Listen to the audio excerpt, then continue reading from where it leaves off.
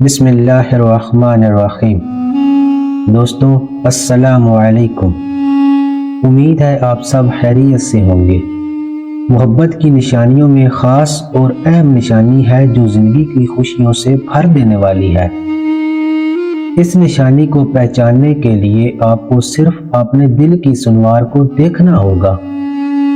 جب آپ اپنے محبوب کے ساتھ ہوتے ہیں تو دل ایک خاص اور پرامن محسوس ہوتا ہے۔ آپ کی زندگی اچھی طرح سے چلتی ہے اور آپ خوشی کا مظاہرہ کرتے ہیں۔ اپنے محبوب کے خوابوں کو اپنی پہلی ترجیح بناتے ہیں اور ان کے ساتھ وقت گزارنا آپ کو سکون اور خوشی دیتا ہے۔ یہ محبت کی نشانی وہ ہے جو آپ کو محسوس ہوتی ہے، جو آپ کی زندگی کو معنی و مقصد دیتی ہے۔ اور جب آپ اس نشانی کو پہچانتے ہیں تو سمجھ لیں کہ آپ دنیا کے خوش قسمت ترین شخص ہیں اور آپ کے ساتھ محبت کرنے والے بے شمار ہیں۔ پیارے دوستوں، محبت کی ایسی اور بے ختم نشانی کی بات کرنے سے پہلے ہمیں ایک اہم محبت کے بارے میں بات کرنی ہے جو دنیا کی تمام محبتوں میں سب سے بڑی اور بے ختم ہے۔ یہ وہ محبت ہے جو ہمارے پیارے آقا حضرت محمد صلی اللہ علیہ وآلہ وسلم کی محبت ہے۔ آپ صلی اللہ علیہ وآلہ وسلم نے اپنی زندگی بھر اپنے امت کی خدمت کی اور ان کی محبت میں ایسی قدرتی اور بے ختم محبت رکھی کہ اس کی مثال کو کسی بھی طریقے سے ناپنا مشکل ہے۔ انہوں نے ہمیشہ اپنی دعاؤں میں امت کو یاد رکھا اور اللہ تعالیٰ سے امت کی بھلائی کی دعا کی۔ انہوں نے فرمایا کہ جب قیامت کا دن آئے گا تو وہ اپنی امت کی طرف سے امتی کہہ کر دعا کریں گے۔ یہاں پیارے دوستوں، ہمیں یہ بات یاد رکھنی چاہیے کہ دنیا کی دیگر محبتیں فانی اور موقت ہوتی ہیں، مگر پیارے آقا حضرت محمد صلی اللہ علیہ وآلہ وسلم کی محبت بے ختم اور دائمی ہے۔ یہی وہ محبت ہے جو ہمیں زندگی کی ہر مرحلے میں ہدایت دیتی ہے اور ہمیں ایک دوسرے کی خیر و برکت کے لیے دعا کرنے کی سکھاتی ہے۔ آپ سب سے گزارش ہے کہ ہمیشہ اپنے پیارے آقا حضرت محمد صلی اللہ علیہ وآلہ وسلم کی محبت کو دل میں جگہ دیں اور ان کی محبت کو بڑھاؤ۔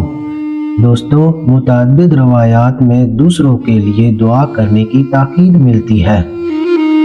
دوسروں کے لیے دعا کرنے کی اہمیت کو بیان کرتے ہوئے یہ حقیقت ظاہر ہوتی ہے کہ دوسروں کی دعاؤں کو قبول فرمایا جاتا ہے، مگر غمزدہ حقیقت یہ ہے کہ بہت کم لوگ ہیں جو اپنے لیے نہیں بلکہ دوسروں کے لیے دعاؤں کے طلبگار ہیں۔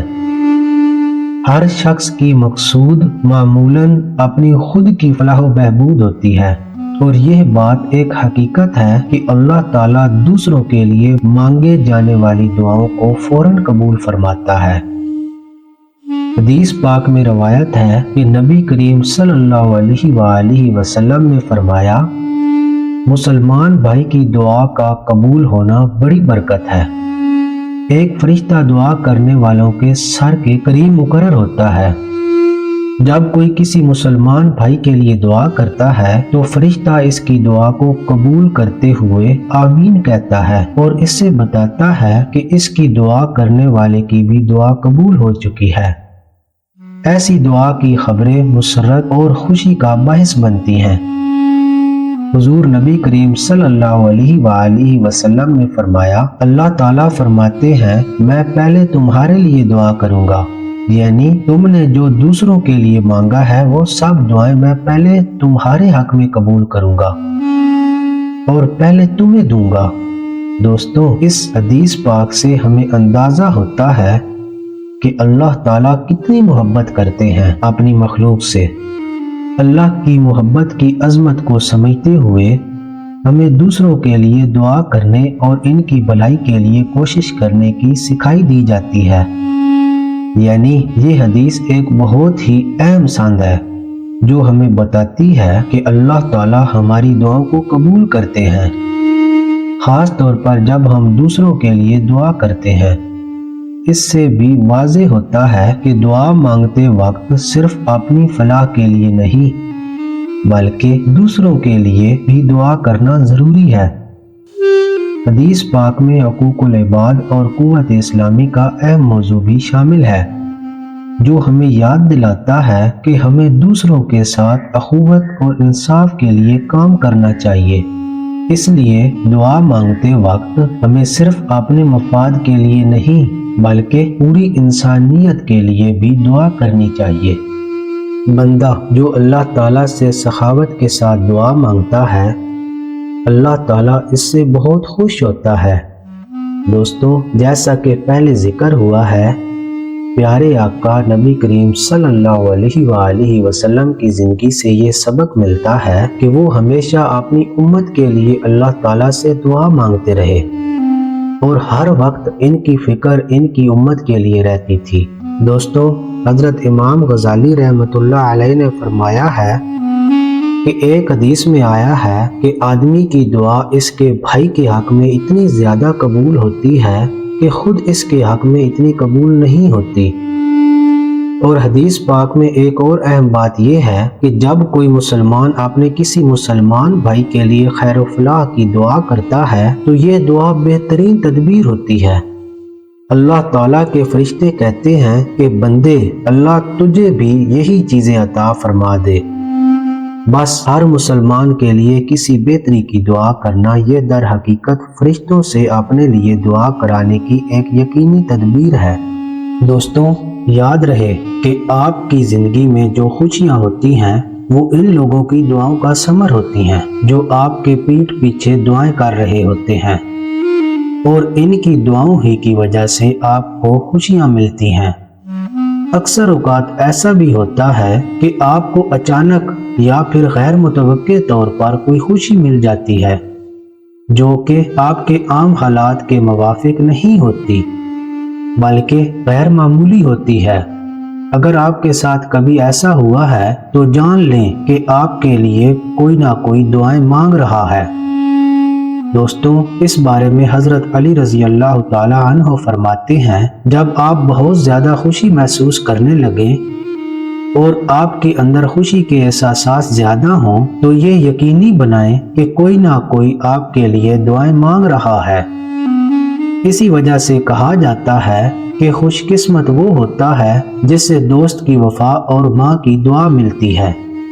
دوسرے لوگوں کی قدر کرنا بہت اہم ہے، خاص طور پر وہ لوگ جو ہمارے لیے دعائیں کرتے رہتے ہیں۔ ان میں والدین کی قدر سب سے اولیت ہے، جو ہمارے لیے ہمیشہ دعاؤں میں مصروف رہتے ہیں۔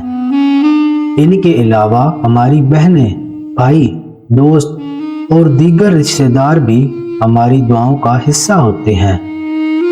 اسی طرح علماء، فقہاء اور اولیاء کرام جیسے لوگ بھی پوری انسانیت کے خیر خواہ ہوتے ہیں اور وہ بھی دعاؤں میں مصروف رہتے ہیں۔ ہمیں ان سب لوگوں کی قدر کرنی چاہیے اور اپنی دعاؤں میں ان کو یاد رکھنا چاہیے۔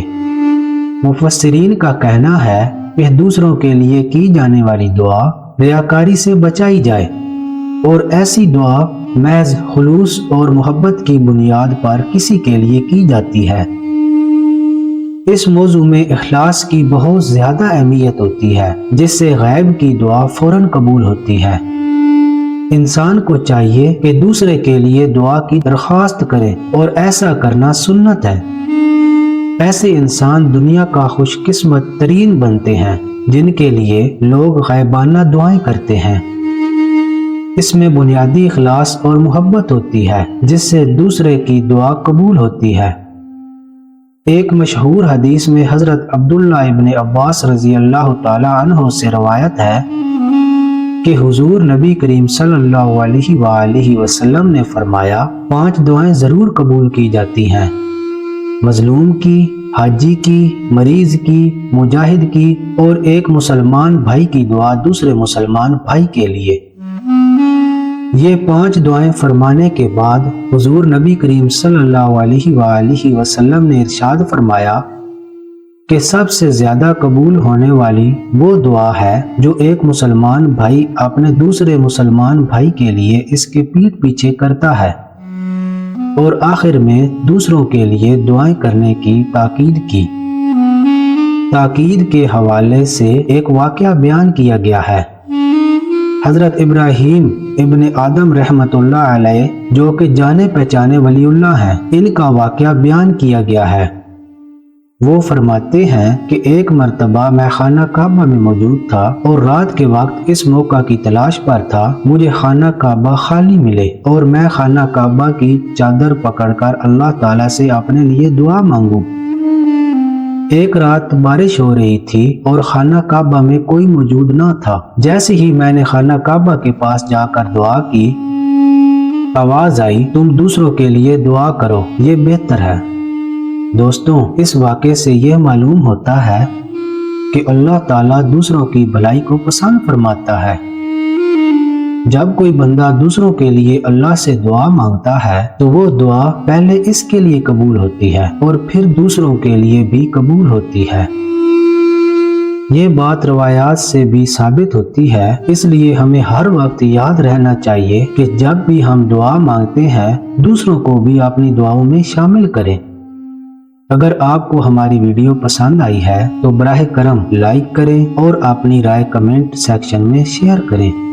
اور میری آپ سے ایک درخواست ہے کہ ہمارے چینل روشن واقعات کو ضرور سبسکرائب کریں اور بیل کے بٹن کو بھی پریس کریں تاکہ آپ کو ہماری آنے والی ویڈیو کی نوٹیفیکیشن مل سکے۔ اللہ تعالیٰ ہمیں زندگی میں آسانیاں عطا فرمائے اور ہمیں انہیں دوسروں کے ساتھ تقسیم کرنے کا شرف عطا فرمائے۔ آمین ثم آمین۔